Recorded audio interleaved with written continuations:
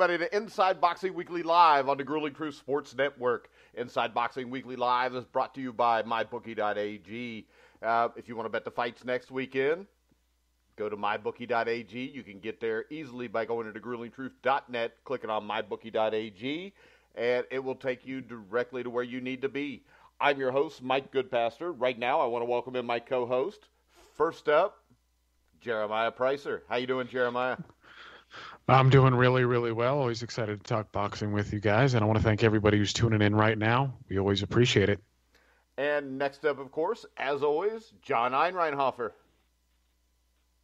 Good to be here, Mike. Dare I say I'm almost drained from a wild night of action and having to work the remote control at the same time. Yeah, let's start off with that. I think it's absolutely bullshit that... I mean, you've got a fight like Bivol and Barrera going on at the same time as you've got Wilder and Ortiz. I know these guys like to compete with each other, but if you want boxing to be a mainstream big sport, you can't do this. This is like putting the AFC championship game at the same time as the NFC championship game, John. Yeah, I agree with you, Mike. And as much as we knew and we were annoyed by this going in, I agree with you 100% that as it took place, I found it even more annoying than I was expecting for the reasons that you just stated, that when, Bivol-Barrera was in the round 7, round 1, the bell was ringing for Wilder and Ortiz, and I said, this is ridiculous. I mean, this is really ridiculous that two of the best fights signed of the year going off at the same time. Even if you're in competing networks, if they were on different weeks, that's when the networks can feed off each other, even though technically they're competitors. It's kind of like sometimes, like if you have a downtown area and there's two bars or restaurants next to each other, sometimes they help each other because, you alternate different times and everybody goes down to the same area or something like that. In other words, this, though, different, like you can't have it actually in boxing going on at the same time. If they were like 1 week after the other, in other words, maybe a general excitement might build. I think people would catch both of them, not being on pay-per-view, but this was just ridiculous. Yeah, you could have ran one show from 8 to 10 and the other one from 10 to 12, Jeremiah. Yeah, I think you could have done that, but I also don't think it was helped by the whole who's cat a guy situation where they took forever, it seemed like, to get the urine sample or whatever the hell it was, to get that going. But yeah, it was just unfortunate. I mean, do what they do, like with some of the West Coast. You've seen this with some of the big promoters. Well, they'll start it early. They'll have the main event start at 8 p.m. or 9 p.m. Eastern or something. It's just. It's not what you want to see, and it was really tough because that's not the sort of thing you want to do. I mean, you don't want. Most people are going to tune in for Wilder Ortiz, even if it's a lesser skilled fight, because we're a lot of us are infatuated with heavyweights. I'm not one of those guys, but that was the more intriguing bout of the evening, even if it wasn't. It wasn't the most competitive, but yeah, you just got to do a better job. I mean, I don't want to watch Wilder versus Ortiz for 3 minutes, flip for 1 minute, and then flip back for 3 minutes, and then back for 1 minute. It's just baloney. I had Barrera and Sullivan on my little phone. Not Barrera, but Bivol and Barrera, whatever the hell it was, on my little phone, and I'm watching it there. And I mean, the only thing that made that an easy choice is what happens if that would have been a great fight. It wasn't. Bivol pretty much dominated him. But if that was a great fight, I mean, what the hell do you do then? Yeah, it was frustrating. I think you guys both make a good point, and maybe if you want to be optimistic, I think the answer to this could be what you both said, that you've got the 8 to 10 window there. This for East Coast people, this starting at 10 o'clock over all these years, it's been asinine anyway. So, on a weekend, you don't have to worry about West Coast people getting home from work, because that's what the TV guys always worry about during the week. If you start at 5 o'clock on the West Coast, you don't have to worry about that on a Saturday. So I think maybe if there's going to ever be any sanity, that might be the answer. That if they're going to insist on doing this, and they're talking about doing that for the first time with that ESPN show, where there's supposedly a chance now that Lomachenko and Linares might fight again, and they're talking about starting it at 8. It's an easy answer to this. For the East Coast people, the 10 o'clock stuff's too late of a start anyway, even though you're going to stay up and watch it. So, yeah, put one on 8 to 10 and the other one 10 to 12. Maybe flip it back and forth once in a while with who's going to start at 8. And that would seem to be the sane answer to this. All right, so we'll start off with, a portion of the heavyweight championship is owned by Deontay Wilder. It was very tentative for the first 4 rounds. I thought Ortiz dominated it. And then, of course, they played Rock'em Sock'em Robots. Both of them looked like they were half dead by the 6th or 7th round anyways. I can tell you this, Jeremiah. John, I think this. I think I can't question Deontay Wilder's heart. I still question whether he can take a punch because I don't think Ortiz is a huge puncher. I think he's a good puncher.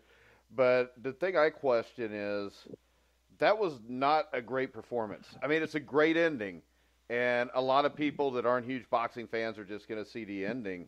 But that fight, to me, just cemented that I don't think there's any way he beats Anthony Joshua. To me, when he had a threat in front of him, he was really tentative for most of that fight. I still think he'll beat Joshua. And these are my reasons why tonight. I think he showed a good chin. I thought in the first Deverne fight he showed that too. I think that what the sloppiness did come from that I did see, not that Wilder doesn't do that sometimes anyway, but what I saw tonight that I thought changed the complexion a little bit from the way I thought it might go, is that I do think that Wilder had more trouble with Ortiz being a schooled southpaw than I thought he might. I thought he might be normally.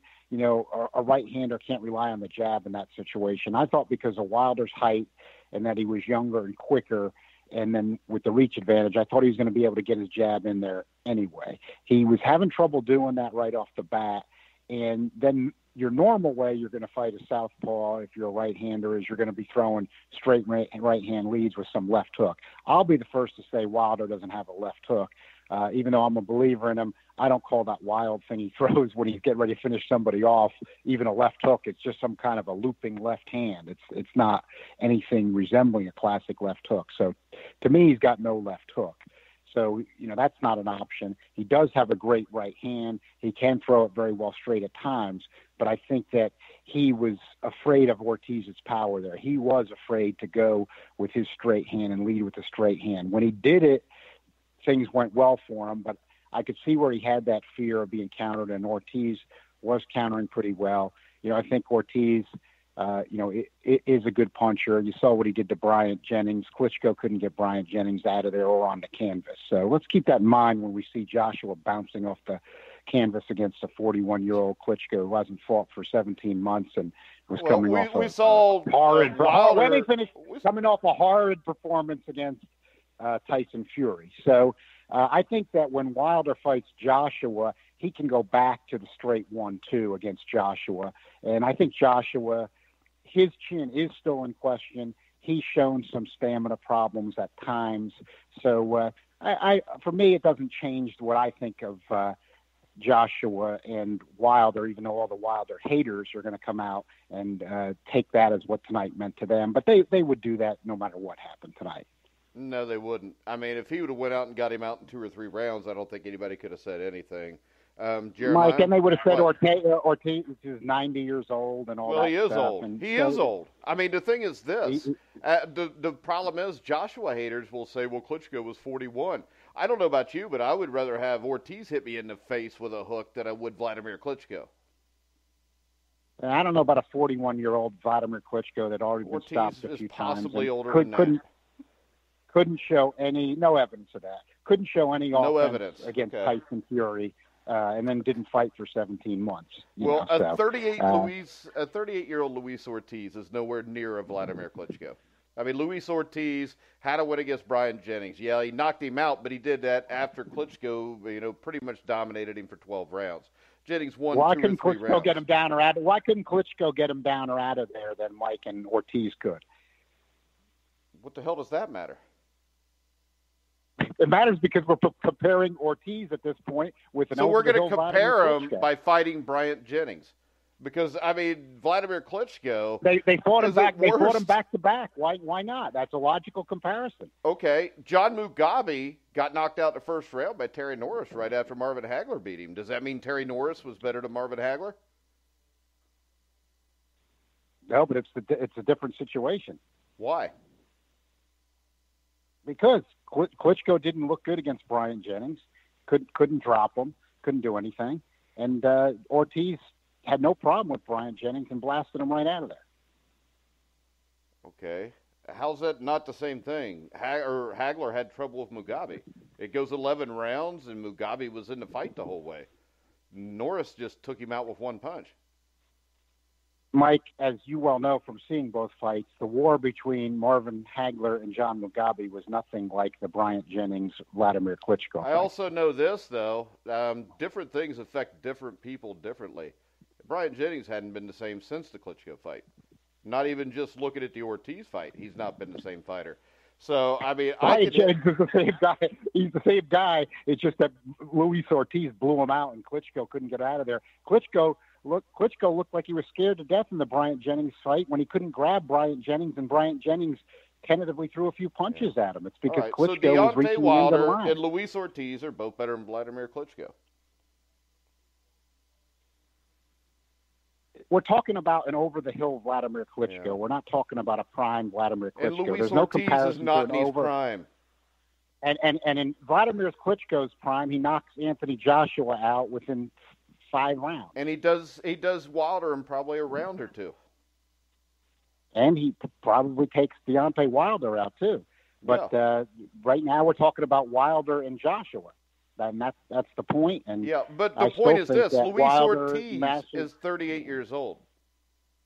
He is 38 years old. There's no doubt about that. And he has not looked good the last couple of years. I mean, he hasn't looked good since the Jennings fight.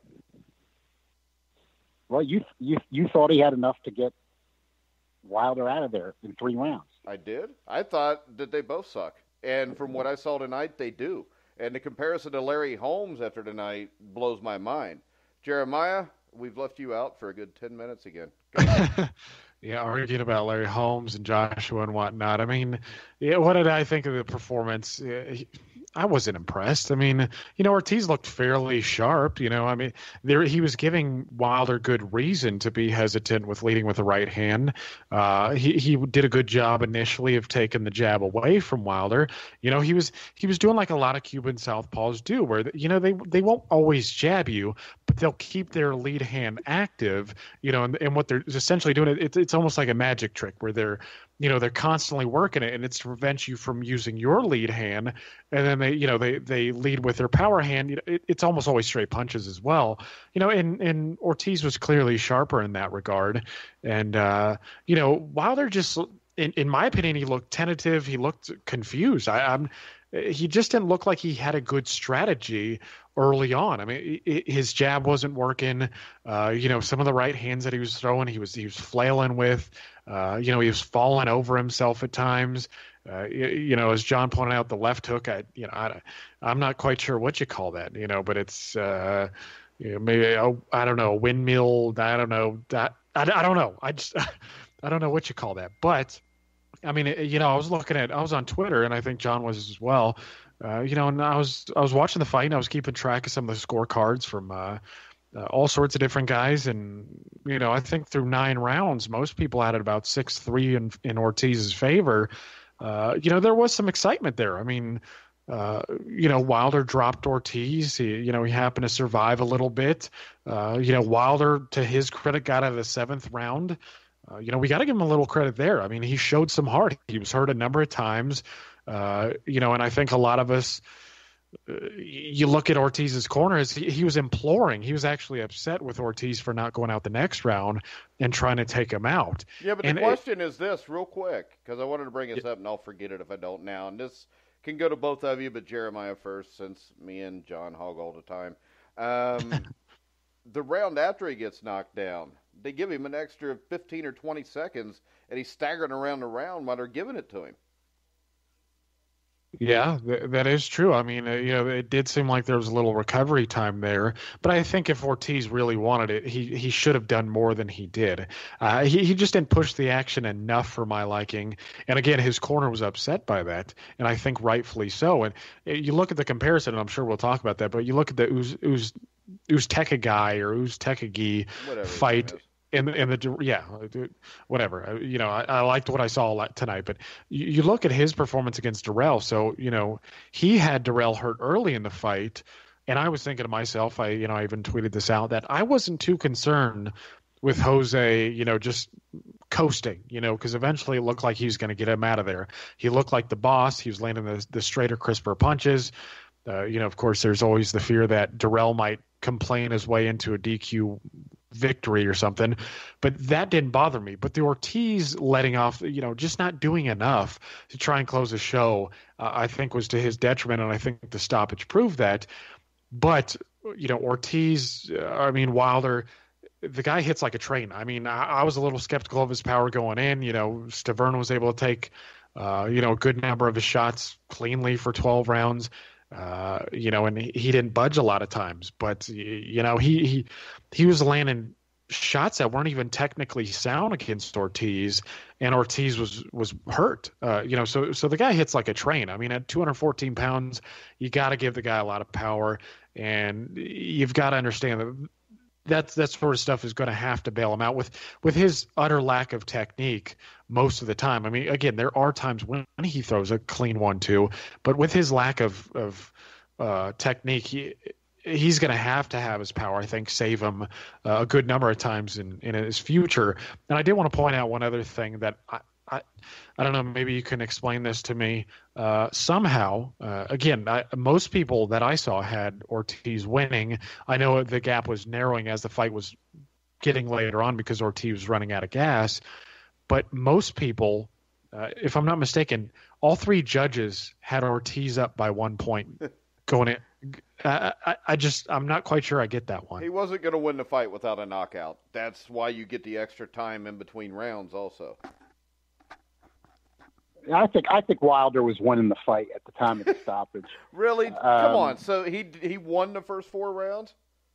The first 4 rounds, a lot of those rounds could have gone either way. Well, usually when Wilder in the second round. Let me finish, oh, Mike. Fuck. Wait, we'll let you talk the whole fucking show like normal. A lot of those 4 rounds could have gone either way, and they were close. So it was depending what you like. There wasn't really anything particularly separating. And then Wilder had scored a knockdown, so he had a 10-8 round in there.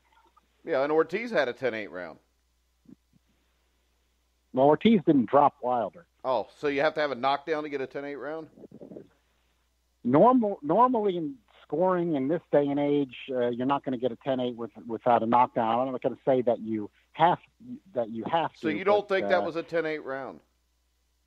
I didn't give him a 10-8 round, no. No, to be honest with you, Mike, I didn't give him a 10-8 round either. That's fucking retarded, guys. I mean, when you're beating the shit out of somebody and the ropes are holding him up, and you beat on him for 2 minutes, how's that not 10-8? That's the same then as landing a few more jabs than another guy and you give him a 10-9 round. Yeah, but Mike, that's like in the Pacquiao-Horn fight when people didn't give Pacquiao, a lot of them didn't give him a 10-8 when Horn was I gave him a 10-8 round. If you remember when we did the show after, I thought it was a 10-8 round. I mean, and I think that in that particular fight, if you give Pacquiao a 10-8, it's hard to, make a case for Horn winning the fight. Well, not really, but I had Horn winning by a point. But I don't know a fucking thing anyways. All right, so I think this fight and the way it ended makes Joshua against, Wilder a bigger fight now. Yeah, I agree. I mean, I'm just looking at, again, social media. That's kind of the place you want to go when you kind of want to get a general feel of things. And, I saw a good number of people saying, hey, this fight shouldn't wait. They should make it later this year. And I do think that it was a good win to come off of, especially if Joshua looks good beating Parker, to make later on in the year. Do I think it's going to happen? I don't. I do still think that Eddie Hearn will probably try to put Wilder, maybe on the undercard of Joshua, whomever, and have him fight Dillian Whyte. I just don't think they're going to make that fight later this year. But I agree. I mean, the hype is certainly upped with this win. I mean, Ortiz not technically ranked top 10, but relative to the era, he's a top 5 guy in terms of talent. The whole comeback part and scoring a late stoppage, I think, bodes well for him. It answers a few more questions. It just helps put things into perspective. And I agree. I mean, I think the fight's going to be bigger because of this. But again, I don't think it's going to happen later this year. Yeah, I don't think it is either. John? My sense is that I've said it before. I still believe this, as of tonight. I think that Hearn believes Joshua can beat Wilder, but I think he has uncertainty about that, and he has more certainty about Joshua against other opponents, and I think he's going to go with as many of those opponents as he can before this fight. You don't think this makes the fight bigger? Well, I think you could have it now, and I mean, maybe technically doesn't make it bigger. Yeah, I think technically it makes it bigger, but I don't think it was necessary. And I think with heavyweights, I'd even say as a believer in Wilder that, this is heavyweights, and tonight is an example of that. There's no doubt Wilder was in trouble. And, that can happen with the heavyweights. I think that Joshua will blow Parker out, but it is heavyweights, and if Parker gets something in, then he could upset the apple cart. I don't think he will. I think that Joshua will blow him out. I haven't been impressed with Parker for many fights now. And but if he gets by, technically, it's hard to argue it's not a little bit bigger, but I don't think that the reward for extending it is high enough compared to that. If you just had it now, it would be close to big enough, and I think that they should just do it now. But I don't disagree with either of you. I don't think Hearn's headed in that direction. Well, I just think the fight needs to be made bigger because I want to know who the 2 best heavyweights are, and I really don't think we know that. I'm not sold on Wilder or Joshua.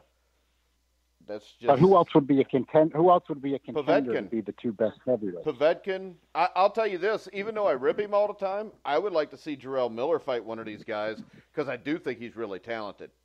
But I think those 2 guys right there, I would like to see. Dillian Whyte, I have no need to see that. Because if Dillian Whyte beats one of these guys, I mean, it's complete luck.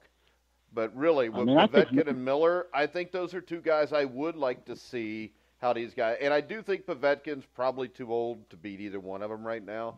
But I still have that question. And that's why, like the tournaments, like the Super 6 or the World Boxing Series is so great because you get a conclusive answer then. Well, I think that, Miller, I like his potential a lot also, but and I think he's dangerous for anyone, including Joshua or Wilder, but, he's not all the way necessarily there yet. And Povetkin, I think he's got the talent, but he's tainted by the double PED tests, and Ortiz was too. There's no doubt about that. But I don't feel like I wasn't after the 2 PED tests advocating Wilder-Ortiz anymore. I thought before that it was interesting, but took a little of the shine off it for me, even though I knew it was still dangerous for Wilder. And for me, Povetkin's kind of in the same boat there. Just not a story I need to see at his age after 2 positive PED tests. But we gave Ortiz a chance. I know, and I'm not saying he should have gotten that chance. Yeah, well, Povetkin is probably going to get his chance sooner rather than later. If that's just my thinking because you look at the fines that they paid. Boxing's it's a bullshit sport in many ways, and Povetkin's people paid something like $250,000, whereas Ortiz's people paid something like $25,000. Big discrepancy there. So I don't think Povetkin is paying that much money to just sit on the sidelines. So I wouldn't be surprised to Rabinski, his manager, his promoter. I'm not too familiar with their relationship. He's a Russian billionaire. again, in boxing, there are many ways to pull some strings, so I wouldn't be surprised. I think Povetkin is getting either Wilder or Parker or Joshua. He's getting either one of them. I mean, because he paid the WBC to be back in the rankings, and after him being highly rated before. I know Dillian White is in that position now. I think he's the number one guy. I just think he's getting a shot either way. And I think Povetkin, just on the eye test, I still think he's a better fighter than Wilder. He might be a better fighter than Joshua as well. I mean, he's just got more tools. He's just a little bit aged. But, I guess that's sort of the intriguing thing about the heavyweight division. Even though I'm not that big of a fan of it, you have guys like Wilder, and you can get away with being less skillful if you got that one-punch power. And, with Joshua, he showed a little bit against Klitschko, and he looks skillful, and he's big, and yada, yada, yada. But, there's just a lot of question marks there. And we won't know until they fight. And, again, I think that's happening early next year. Well, and like I said, as long as they're fighting guys like Povetkin or Miller, I'm fine with it as long as they're good fights. I just don't want to see an Arthur Spilka thrown in there, or Jason Gavin, or whoever the hell they might pull out of the trash heap, because let's face it, the division's not that deep. If you keep it to the 5 or 6 guys that are legitimate contenders, I'm fine with it. I just don't want to see a junk fight by either one of them in the meantime. Yeah, and I think with as unconvincing as Wilder's win was tonight, I think that the potential for upset, again, it makes it a little bit more intriguing. I think there's more potential for upset there. Miller's a big guy. He seems to take a punch well. He's got a pretty good work rate for a big man. You never know. Povetkin's skillful. Again, he won a gold medal in the Olympics. He's arguably got a better resume than he does have a better resume overall than either of these heavyweights. I don't know. I'm hoping they take one of these guys on and eventually they get to it and we can finally have a real champion. All right, let's go ahead and move on to Sergey Kovalev, who broke down and stopped a bloody McAlkin in 7 rounds tonight. I don't think we can question a challenger's heart, and I think we all kind of expected a fight like this just because of the challenger's lack of punching power, John. Yeah, Kovalev won every round for me, and started strong. And McAlkin didn't really show too much, frankly. Slight concern for Kovalev, unless McAlkin. And it's going to be hard nowadays with who these guys fight to ever really know this for sure, because he won't be in with enough tough top 10 opposition for us to tell. Unless he's got a great chin, though, I thought Kovalev's power punching looked a little off, where it busted him up and bloodied him up at the end. And I'm not trying to be hypercritical. I gave Kovalev every round. I like Kovalev. I've got him ranked as the number 1 heavyweight, but don't agree with the HBO guys a lot lately, but kind of agreed with them what they were saying at the end of that fight with the way Bivol looked tonight.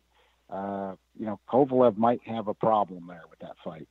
Yeah, I think there's no doubt Bivol after tonight, we'll talk to him in a minute, is the biggest challenger there. I mean, he dominated Sullivan-Barrera.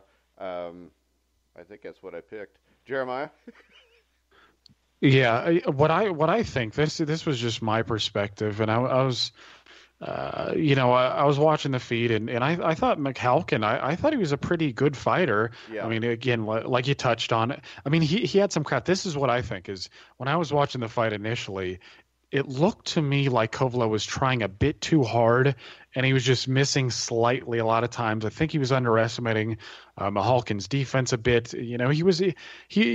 Mahalkin was getting tagged, but he also made a lot of subtle moves. You could tell that he had a good amateur background. He was making Kovalev's right hand miss quite a bit. He wasn't a bad fighter, and that's one thing I did notice about the HBO commentary initially too, is that they were willing to write Mahalkin off quickly. And Roy Jones, he kind of tempered that, like, hey, this guy's actually not that bad of a fighter. But I don't know. I just felt like Kovalev was trying to force it a bit too much. Like he was just trying to get him out of there too quickly. Sometimes he was throwing the left hook a little bit sloppy. I mean, wasn't Deontay Wilder sloppy, but it just looked like it was a little forced. But he got the job done. I mean, he stuck with the straight punches. He did well enough. I still think he looked damn good. I mean, sometimes you get guys who are, stylistically just not going to make you look pretty. I think Mahalkin might be one of those guys. When he fought Isaac Chilemba's typically one of those guys too. So I don't really make too much about the fight, but after watching Bivol, dismantle Barrera, you really got to clamor for that fight. And I'm just anticipating that one. You got two guys with highly technical styles, two guys who can punch really well, guys who have great jabs, good speed. I mean, it's just, since Andre Ward is no longer at 175, I think that's probably the fight you really want to make. Yeah, and Dimitri Bivol tonight dominated Sullivan Barrera. I saw the first 6 rounds and thought he won them all. Then I watched it on a little screen. I'm pretty sure he won every round. Ended up stopping him in the 12th round. The thing that stood out to me, and the reason I think he's so dangerous for Kovalev, John, is his jab. I mean, his jab is as good as I've seen on a light heavyweight in a long time. For me, it was the quickness, and he was quicker than I expected and more fluid than I expected. Well, I'm talking about the speed of the jab. You know what I mean? I mean, how quickly he gets it there. Yeah, for me though, it was more the combination. He was more fluid than I expected with the combinations. He wasn't. I thought he looked slightly robotic.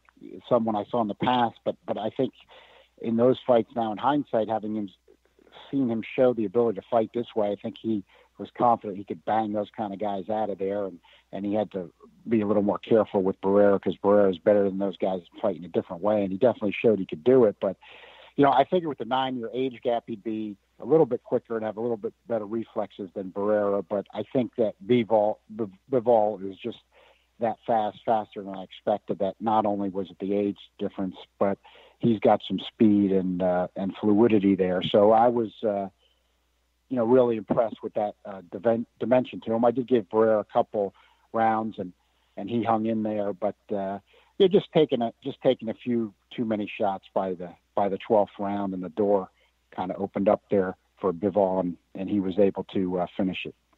Yeah, and the thing that really impressed me about him, Jeremiah, is the interview after where he talked about he was a little reserved at the start of the fight, but however, in the 12th round, I knew I could knock him out, so I just stepped on the gas and did it. And, I mean, that's what we're missing in boxing a lot these days. A lot of people are just happy enough to just get the decision and win the fight. He went out to finish the fight in the 12th round, even though he had a gigantic lead. Yeah, and what's also impressive is that he had the power to do it. I mean, this is a kid who carries his punching power all the way in the 12th round. I mean, that's something to enjoy as well. What I also like is I think his English is pretty good. I actually follow him on a number of social media portals.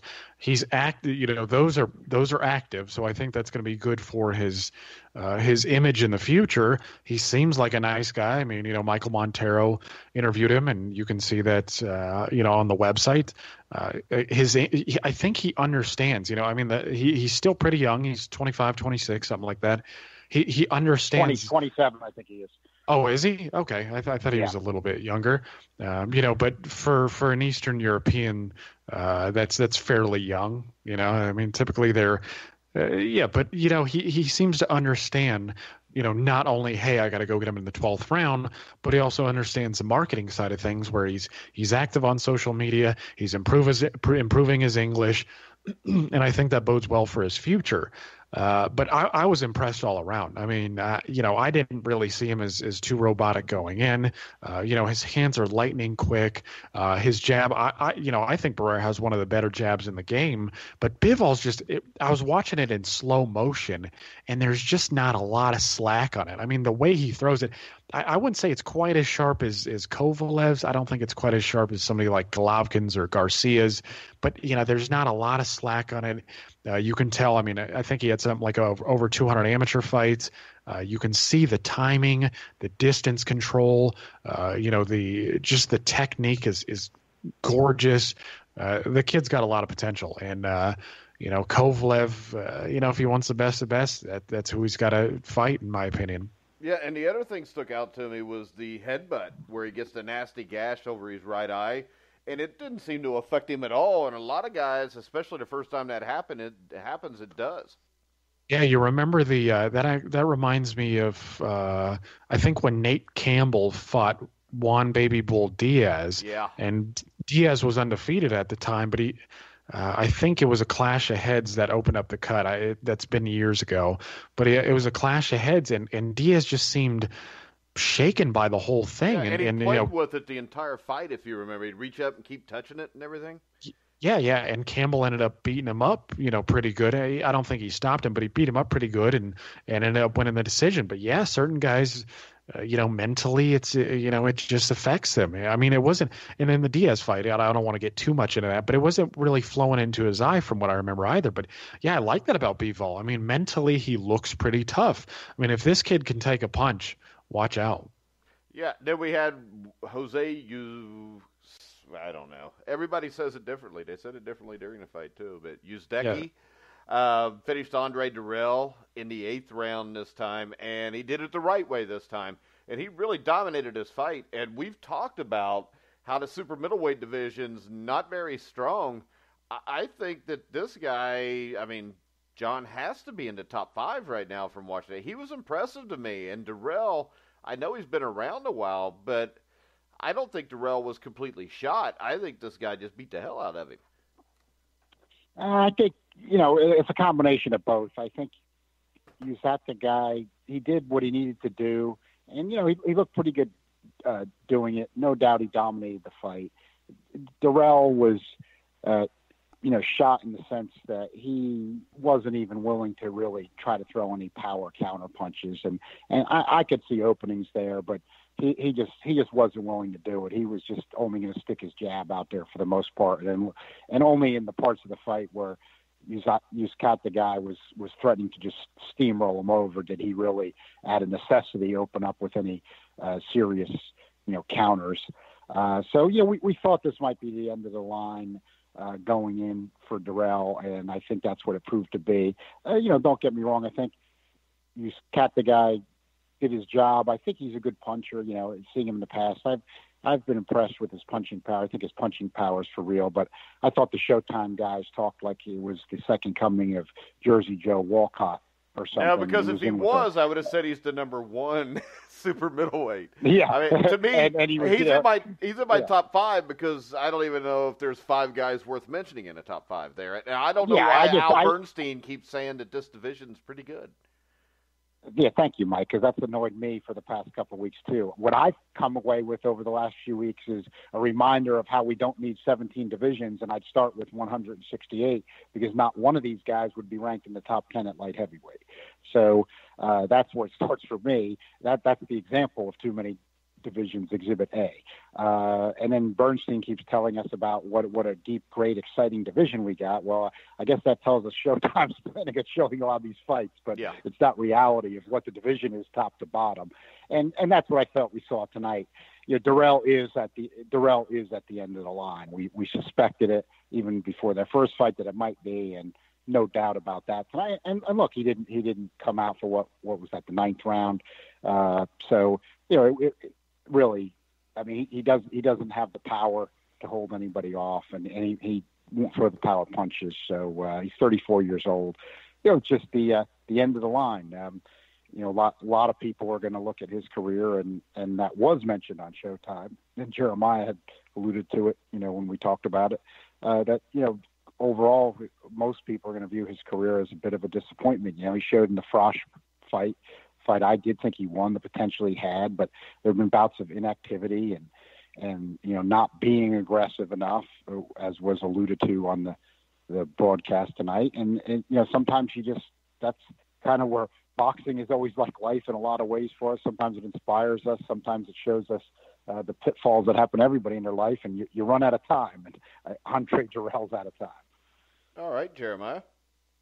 All out of time. Yeah, who's the guy, or however you say his name. Uzdecki, who's the guy? What is calling you? Well, I'm just going to call him Jose. He's earned the privilege of having a first name because he probably ended the career of a guy that I was just never a fan of. I just never really liked Andre Durrell for the reasons John named, and I think this is a fitting ending to his career.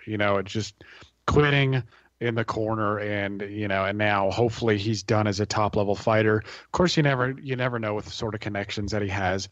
And I know Jose wasn't Jersey Joe Walcott in there, but I did like what I saw. I mean, apparently he had over 200 amateur fights, and that's an incredible amount for a Mexican. But I sort of believed it watching. I mean, I remember watching him against Matt Korobov, and he was pretty tough against him. Korobov is a good fighter, inactive, as well. But I was surprised by how, just the subtle things that he was doing. Like he was oddly accurate with his straight right hand. He was doing a lot of things that I really liked initially against Durrell's jab, where he would either parry it or he would slip right, he would slip left. He wasn't becoming predictable. He was crouching real low. And whenever Durrell would lead with the straight left hand, Uzdegay would try to counter with a straight right hand. And he was going upstairs, he was going downstairs. When he decided to open up a little bit, he had some diversity in his game. He'd throw hooks to the body, he would throw uppercuts to the head. He did some nice crafty stuff in there, and I think he showed in the Korobov fight and the first Durrell fight he can take a pretty good punch, and so I was pretty impressed with the guy. I mean, I don't think Durrell is over the hill to the point where he's just shot. I mean, his jab still looks sharp. He still had real good hand speed. His technique is still good. He didn't really look, like he was on old person legs, like he was out to sea. I mean, he still looked like a damn good fighter to me. Uzdegay just seemed like the boss in there. He did what he wanted to do. The right hand especially was good. I mean, even though he was tapping him a little bit in the first few rounds, he just looked like he was doing what he wanted to do in there. And I think, looking at the landscape at 168, I'd really like to see him against a guy like Benavidez. I'd really like to, especially Gilberto Ramirez. I think that would be an excellent fight. If Jose is, on PBC, we're probably not going to get that, but I really like to see that fight. I think that would be excellent. I think both of those fights would be excellent. Yeah, I'd love to see him. Yeah. I wouldn't mind seeing him taking him over to beat up Chris Eubank either, just because I like to watch him lose. And I do think he would beat up Chris Eubank. Do you agree? He would beat up Chris Eubank. Yeah. Yes. I've got like $20 that says John might be able to beat up Chris Eubank. I'm not gonna go that far at this point. But what's your weight at Chris right Eubank, now, John? I think I was 184.5 today. Yeah, or something you'd have like to cut that. too much weight, though. Yeah. I'd have a weight advantage on you Eubank. have to quit drinking all that beer after you run those marathons. Right, but yeah, I think. But you're right. When you look at, hey, if we're going to rank a 168, yeah, when I start thinking of who's in there, sure, you could say, you might be able to say he's top five. Again, there's too many divisions, and yeah, he has fought on PBC a few times, so I don't know what they've got in mind for Benavidez right now, but he's going to have to fight somebody next. So he's a young guy, so 20 going on 21, so they're going to have somebody fight him. So we'll see what they do. Hey, and real quick, I don't mean to interrupt, but I want to talk about the 168-pound division. I know we're not big fans of it. I just want to point out two things, okay? So I saw a video recently of Caleb Plant beating somebody up in the streets. He was actually boxing the guy barehanded, like beating the guy up. Second off, I guess the guy had pulled a knife on Caleb Plant or something, and he ended up getting him hands. But well, hell, that should move him up in John's rankings. Then, if he beats up a guy with a knife, that should move him up, no matter who it is. At 168, that might put him about. Hell, that guy, the guy with the knife, might be ranked number 10. You just don't know it. You haven't seen him. Yeah, well, right. The guy who's beaten up looked like he was about 205 pounds or something. But I wanted to add one other thing. I think Rocky Fielding won today, and I know Rocky Fielding's okay. Rocky Fielding is not really what I want to talk about in the sense that no. But okay, so you know what that fight was? If I'm not mistaken, it was a WBO eliminator fight, and so I think Rocky Fielding is now in line to fight Gilberto Ramirez. That's a good one. Yeah, and here's where fans have to think, but most of them won't, unfortunately, and even some of the commentators won't. This is that right. That's why you don't pay attention to 17 divisions all the time and all alphabet belts, because the fans and commentators who don't use their head will literally say, well, Rocky Fielding's the WBO mandatory, so Ramirez has to fight him. No, he doesn't. No, we don't need that. He does it. The WBA says he has to. Right. Yeah, we do. What if they'll make him go to England to fight Rocky Fielding? Yeah, and they'll say he has to do it. Hey, I'll say with Errol Spence. Errol Spence doesn't have to fight this guy. They're talking about him fighting in Dallas. If PBC, and this goes with all the promoters, if PBC didn't want him to fight the guy this summer in Dallas, the mandatory wouldn't be mandatory. He wouldn't be fighting. Because the belts mean nothing. Right, the belts mean nothing, exactly. Fans and the commentators use your head. Now, some of them are probably biased, that they like to favor certain promoters or certain things where they want to buy into that storyline. But those of us who are independent or fans, we don't have to. So exactly, it doesn't matter. It doesn't have to happen. It's just wasting our time. No, there will not be a welterweight champion until Terrence Crawford and Errol Spence and Keith Thurman settle it amongst themselves. That's true. I agree. So, unfortunately, that means there may never be a welterweight champion, but... And that's the problem with boxing in 2018. Been the problem. Exactly. It's always been the problem with boxing, It's gotten worse, though. I know, but I mean, that's how you get to this point. I mean, if you go back to the 1920s, I mean, Jack Dempsey, went, 2 or 3 years without defending his title, and everybody lets it go on, and then before you know it, you're into the 70s, and Larry Holmes beats up Mike Weaver, and all of a sudden Mike Weaver becomes a WBA champion, and they're trying to tell you both guys are heavyweight champions, even though you saw one knock out the other. Right. It's all stupid as hell. Any final comments, Jeremiah? Yeah, I probably have a few. I'd like to talk a little bit about the British card today. I did catch Kell Brook. Why are you going to talk about that? That was a terrible card, by the way.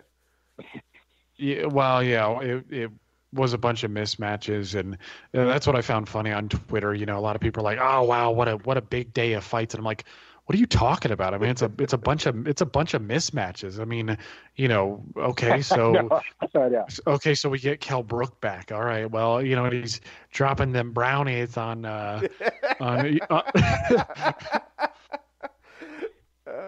I mean, see brownies or brown eyes? Brownies. That's how Kell Brook talks. The problem was that Tony Harris had already dropped brown eyes on the guy. That was the problem. Yeah. Kell Brook, to his credit, he was impressive in his performance. I mean, his jab was sharp. He didn't look much slower than he did at 147. His right uppercut in particular was impressive. I mean, that's really what helped, turn the trick and turn Robchenko's lights out. So it was a good performance. It was a good get back fight, and we talked about it before. Kell Brook and Liam Smith, they'll probably get together. I mean, maybe Kell Brook will probably get to Saddam Ali if just the winner of the fight in general. But yeah, he looked pretty good. I mean, again, he looked just about as sharp as he did at 147. But again, we don't know how he's going to react when he gets put in a tough situation again. There was another. What was the other one that I wanted? David Allen against Linroy Nelson. Josh Taylor blowing out the no hoper guy. Yes, that's the one I also wanted to mention, because I wrote about Josh Taylor a little while back. He's a Scottish fellow, southpaw. I really like what I've seen from him so far. I think he's got a potential to be a top 10 welterweight. He's a southpaw. He's pretty slick. His jab is good. What I really like about him is defensively he's good, but he's also aggressive. He's got good combination punching. He's got fast hands. His power is pretty good. He bangs to the body really nicely. He was actually able to hurt his opponent, I think about a minute into the fight with a right hook. Shook him up a little bit, kept up the pressure, and got the job done. I also really like the knockout from what was his name, Kid Galahad, if I'm getting that right. That was a wonderful knockout. Knocked him clean out, and they had to bring out a stretcher.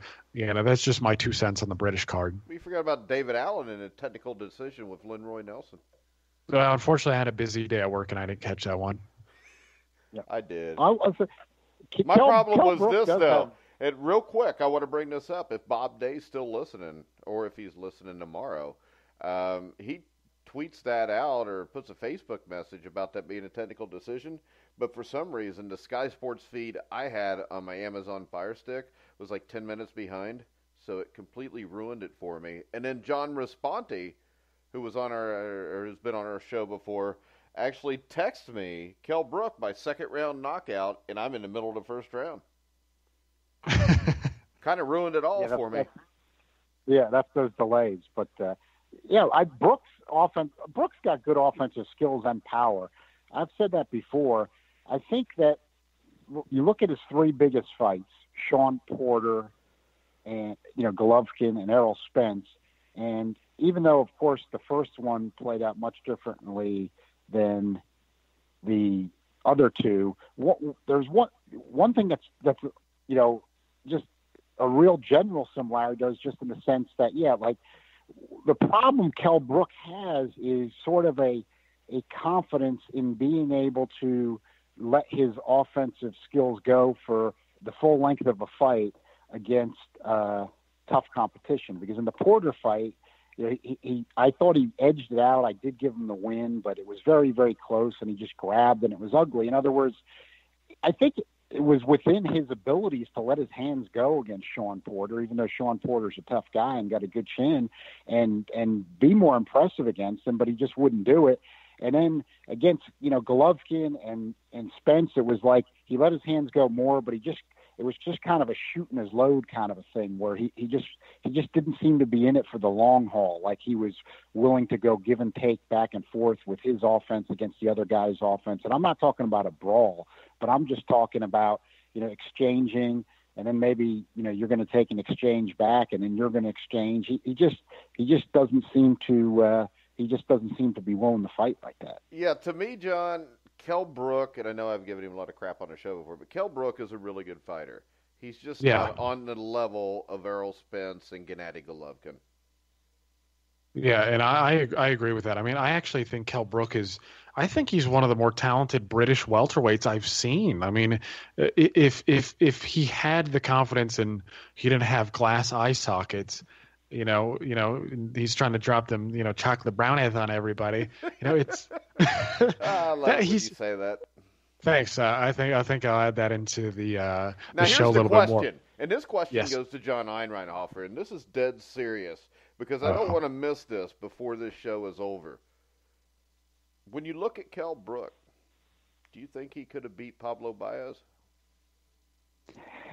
Yeah, I think he takes Pablo Baez, and I think we're supposed to bring him up every show, and we're almost done, and I haven't had a segue for it yet. It's good to compare eras like that, but I think he also probably has a good chance to beat. And here's where I'm going to draw my line. I think he beats Liam Smith.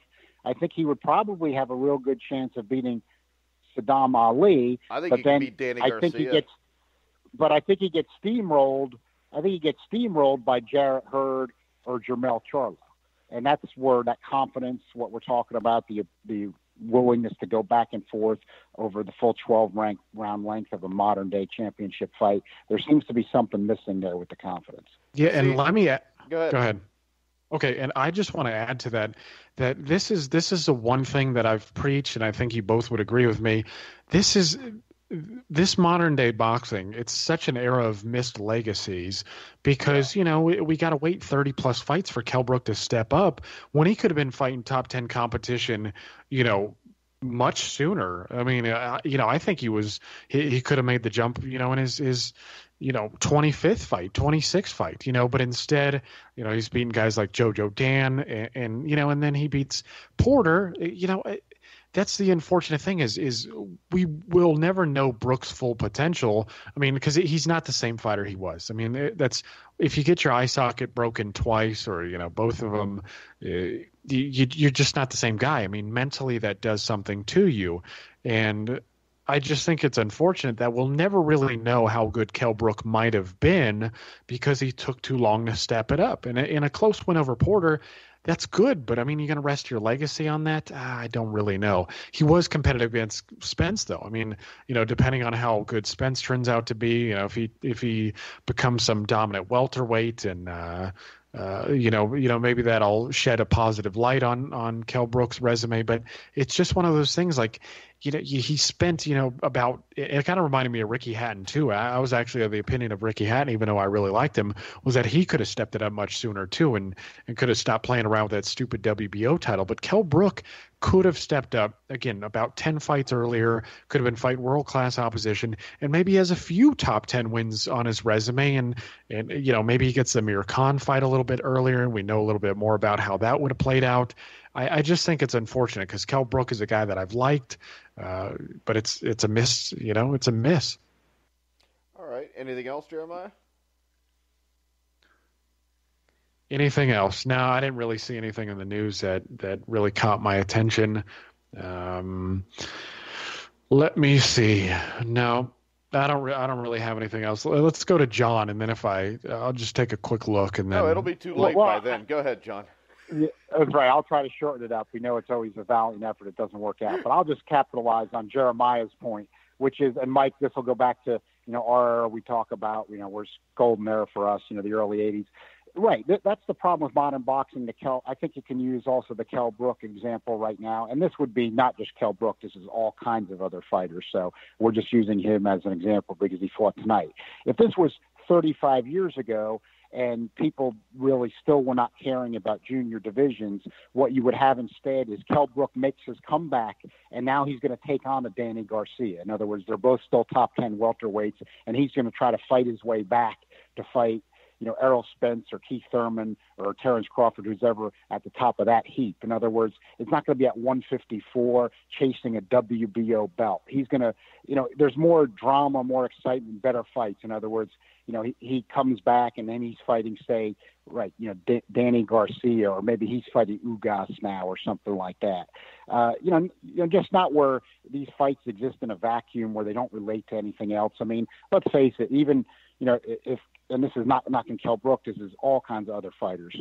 If Kell Brook comes back and then he beats, the Saddam Ali, Liam Smith winner, then we're going to have fans who don't have any perspective or commentators. Oh, he won another title belt.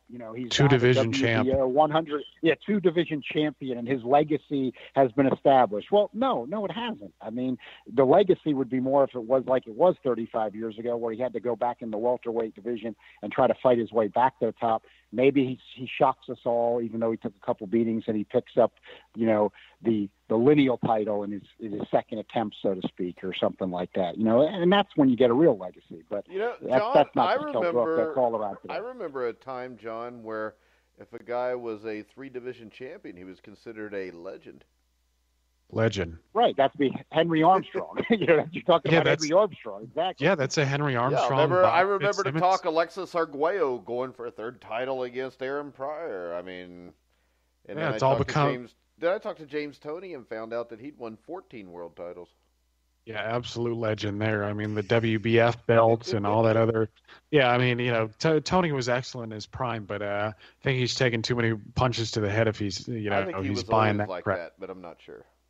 Yeah, I mean, maybe you're right. The TV networks being the worst, and then the TV and we all can remember this because this was as recently as within the last 20 years. HBO, because they were the premier boxing channel at that time, and I thought this was a smart strategy. Remember, there was a time 20 years ago where they were not advertising all the titles. They were saying, we've got the guy, and they were right at that point. They would have the guy who was the real champ, the recognized champ. They had everybody back then. Belts. Right, they had everybody back then, but it was a good strategy, and then they abandoned it. And Showtime's always been the worst offender, and they still are. I like a lot of the other things about their coverage, but they are the worst offender with the title belt stuff.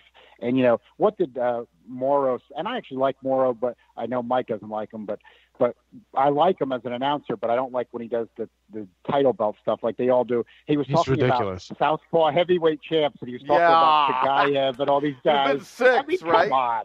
And there been 6. Come on. I remember Michael Moore. Who else was there? And Ruslan Chagayev, don't forget him. Oh, Jesus. Actually, Ruslan Chagayev was a decent fighter, though. It's not he was that Charles Martin guy. He was. He was legit top 10. And then, you know what else more they did with it, too, which was completely dishonest. When everybody had Vladimir Klitschko recognized as the lineal champion for 10 years, everybody had Lennox Lewis recognized as a champion. He says they're trying to get the first unified heavyweight champion. It's Mike Tyson in 1987. You know what? I could have swore Buster Douglas took it from Mike Tyson. Evander Holyfield took it from him. Riddick Bowe took it from him. Evander Holyfield took it back. Michael Moore took it. George Foreman took it. I digress. Right. But yeah, both of those were the things that I was going to bring up, and I forgot, so I'm glad you remembered. Yeah, it was just ridiculous. And what he was probably going to justify it was, as we all know, everybody ignored him then, and they should have continued to ignore him. That would have been pretending that the WBO belt was real then. Yeah, but the WBO wasn't there until 1993, though. But remember, they had Francesco Damiani as heavyweight champion. Yeah, but that wasn't until the early 90s, so... Right, early 90s, but it just, you know... Who did he beat for the belt? I know he defended it against Johnny Duploi at one point. And then Mercer knocked him out with that uppercut. I know Mercer knocked, but who did Damiani win the title from? That's what I can't remember. I don't even remember. I just remember him calling Damiani champion. Well, he was until Ray Mercer knocked him out. I mean, if I remember that right, didn't they call him champion at one point? WBO I'm champion? pretty sure that I don't know. I thought the WBO was formed with the Morrison Foreman fight, but I do remember Damiani fighting for a WBO title. So now I'm confused. Yeah, I can't remember if he had. I remember it was absurd whenever they were calling him champ. It was absolutely absurd. Yeah, and let me point out one thing that I've found pretty commonplace with boxing fans is how they nitpick when they want to choose to recognize these, belts like the WBO, for instance. Right. So what I'll see Calzaghe, right? Calzaghe and, even Sven Otke, they've got, 19, 20 plus defenses of their titles, and that's all legitimate. But they won't recognize Vladimir Klitschko's little WBO reign, because what that then does is if you add that WBO total with his other total, he has 24 title defenses, and he's knocking on the door of Joe Louis, right? Nobody really wants to go there because everybody knows that it's bullshit. Everybody knows that Vladimir Klitschko, I like Klitschko. I stood up for him more than most in his prime. But his reign is not like Joe Louis's. But I don't see that, right? You don't see people are like, oh, well, he had 24 defenses. He had more than Larry Holmes. People don't want to go there when it's Vladimir Klitschko. But again, when it's Sven Otke or like bad left hook I can't stand this. They put Artur Grigorian's WBO defense total over Roberto Duran's, which if I had hair, I might as well just bick what I got left. It's so damn stupid. But these guys are just, nitpicking like Dan Rafael, saying that Golovkin's got 19 or 20 defenses of his title. Defenses he's saying or something like that. What he's saying is he's knocking on Bernard Hopkins' door for the most ever, and he's counting the WBO regular title when Daniel Gill had the WBA super title. It's all a bunch of nonsense. This is exactly why I won't acknowledge Bernard Hopkins' total as being better than Monzone's or Hagler's. Right. It's all a bunch of garbage. Yeah, and real quick before I forget this, the win against Johnny Deploy in 1989, that was for the vacant WBO heavyweight title. Wow. Okay, thanks. Right. Wow. Take it back. Slow clap. Okay. Yeah. You thought Mike Tyson was the champion then, but you were wrong. It was the Johnny Deploy, Damiani win. Yeah. And then if you remember Damiani, they were going to unify with Holyfield because Damiani was supposed to fight in the Omni, but he got hurt, if you remember, and that's when Burt Cooper filled in. Yeah, that's right. I know Cooper was a sub, but it's just right. You can't. Right, I agree. Hopkins is not over Monzone's. Middleweight. He doesn't have the. Hagler has real middleweight title defenses. I mean, right. those are real middleweight title defenses. And people that should know better, if they don't, they don't make these distinctions, and it just hurts boxing even more. Yeah, well, especially since it's so willy-nilly. But if you look at Bernard Hopkins' resume, he does have legitimate title defenses. I mean, he did become the lineal champion when he beat Tito Trinidad.